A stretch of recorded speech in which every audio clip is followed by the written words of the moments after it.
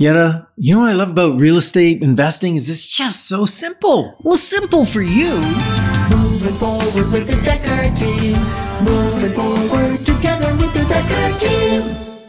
We are honored to have created for you over 603 Life's Inside Track episodes, and you can get access to them while they're free, right? Yeah. And you can get access to them anywhere you want. They're insider tips, making house home, and really how to get the most out of your life. And if you haven't subscribed to our YouTube channel, Dekker Team, you'll want to do that because then you get these episodes immediately as they air, not only on the radio, but also video.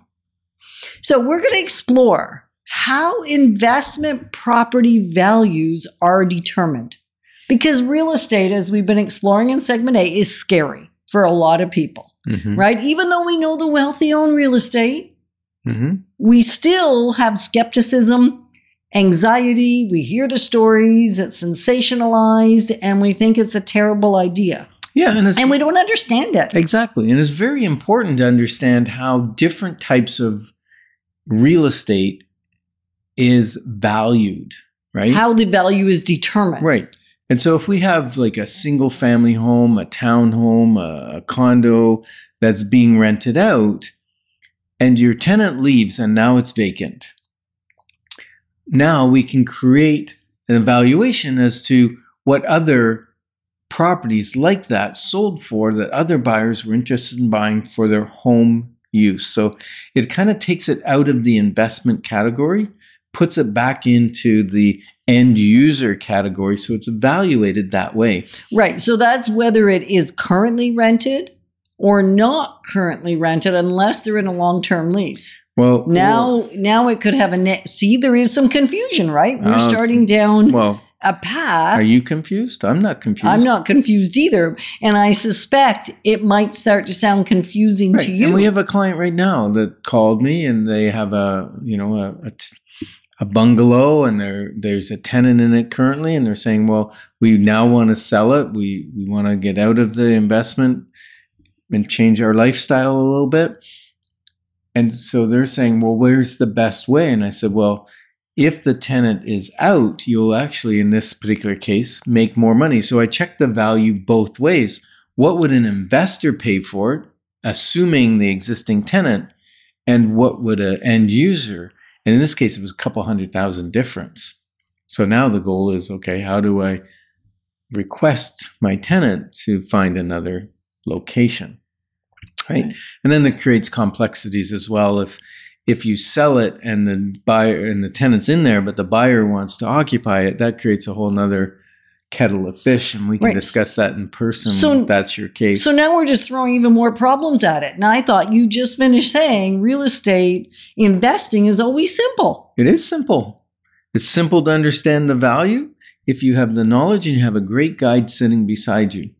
It's simple, and it may not always like the answer, but it's simple. Okay. And so we need to look at value of a single family home that is vacant and or owner occupied based on what other people have sold similar types of properties for. Relevant market, relevant market data. Right. What's the relevant properties that sort of show the value? We're not really looking at income. So the reason you said in this particular case there was two different values on it is because in fact it was rented. Yep. And now the rental amounts become the predictor of value. Yep, unless that tenant's going to leave. Now, when you get into a duplex, triplex, fourplex, you're into really what does the property make? The income is deciding value as well as condition. Condition always has a factor in location. Always. And then on top of that is what income is it making? Now, what's interesting is sometimes you can take let's say a duplex or a triplex that as an investment is worth X amount of money, but now you have like a multi-generational family or two families that want to buy that duplex and one live in each side and share the ownership. well, that may be a great value for them because they may buy that at a lower price, because investors need to look at, well, what's it rented for, or what's its rental income potential, and decide what the carrying costs are and what value it's worth paying for it or not.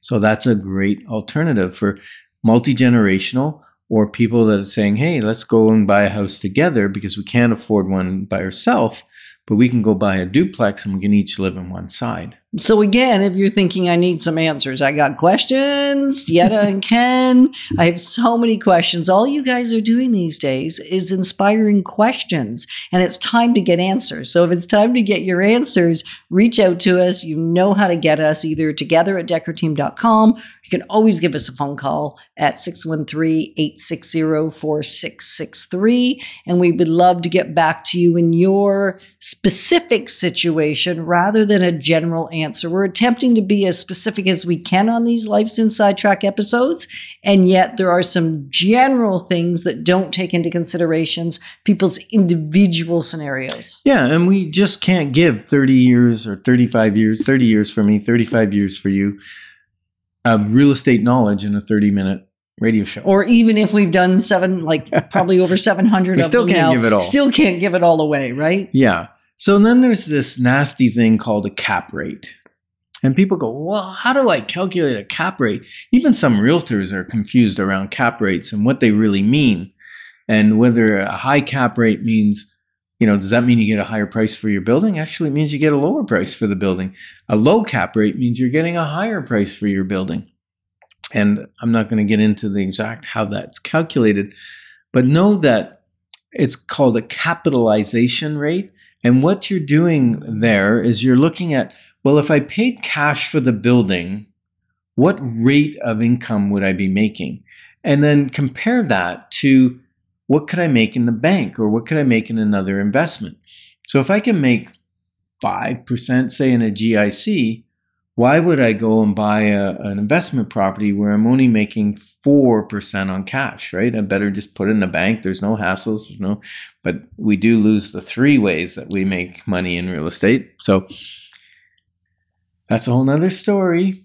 Like I said, I never said it wasn't complex. I said it's simple, which is, I don't know. Is that kind of weird to say? That is kind of weird. What I think Ken is attempting to say is, once you understand the intricacies and you understand your situation and you understand how real estate works, once you get it, it actually is simple to understand. Mm-hmm. But that doesn't mean there aren't complexities within it.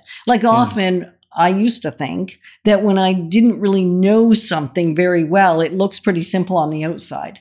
And then I get into the nitty gritty of it and the minutia of it. And now it looks really, really complex. Yeah. And yet it really starts to flow when I can take those complexities and now they're simple, but they're simple with knowledge rather than ignorance. Yeah. And it makes it look easy when you have all the pieces. Now, cap rate, let's go back there for a second, because I said that your cap rate is based on the income, right? But there are other things that affect cap rate, which makes it a little more difficult, like the condition of the property. How new is it? So you're going to get a lower cap rate for a newer property and a higher cap rate for a older one that needs more work. And we can get into all that if you connect with us. Now, Albert Einstein, he said, genius is making complex ideas simple, not making simple ideas complex. And together, we're clarifying your options, so when your options are clear, your wisdom will flow. Moving forward with the Dekker Team.